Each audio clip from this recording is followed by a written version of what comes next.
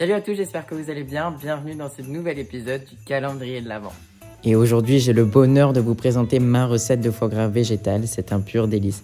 On va avoir besoin de noix de cajou, de miso, de cèpes séchés,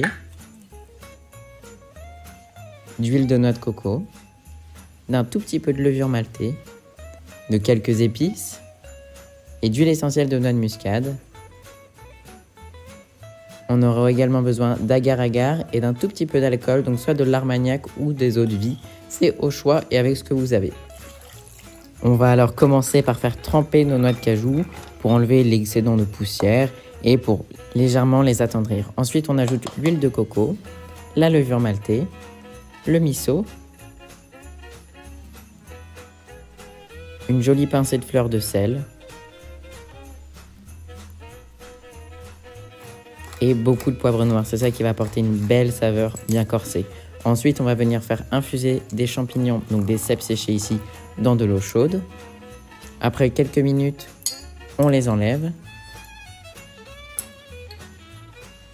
Et avant d'incorporer cette délicieuse infusion, on va venir la passer avec une petite passette, une petite passoire, pour éviter d'avoir des petites poussières et des choses pas très agréables dans notre foie gras. On mixe et ensuite, on rajoute quelques cèpes réhydratés, une autre cuillère de miso et on va faire épaissir de l'agar-agar en mettant de l'eau bouillante par-dessus. On mélange une première fois et ensuite, pour bien que l'agar-agar prenne, on va mettre de l'eau chaude dans un bol et on va poser notre bol par-dessus. Ça va faire comme un bain-marie en fait et il va légèrement, tranquillement s'épaissir. On l'ajoute aux noix de cajou, on incorpore les épices. Donc ici, c'est un petit peu de 4 épices, quelques baies roses. On va ajouter de l'alcool et on va mixer une autre fois. Ensuite, on goûte notre préparation, puis on voit ce qu'on pourrait ajouter, soit un peu plus de poivre, ou quelques cèpes séchés peut-être, ou même une petite goutte d'alcool en plus qui pourrait faire la différence et qui va vraiment donner le goût à notre foie gras. Donc, pour le mettre dans des petits pots, c'est plus facile de le mettre dans une poche à douille. Ce sera beaucoup plus propre et beaucoup plus joli. Voilà, donc ça c'est un super cadeau de Noël, un foie gras végétal. On ajoute quelques baies roses sur le dessus.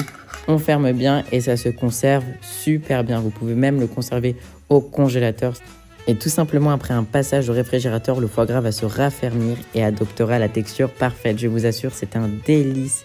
C'est vraiment super bon. Avec exceptionnellement un morceau de pain, c'est juste délicieux.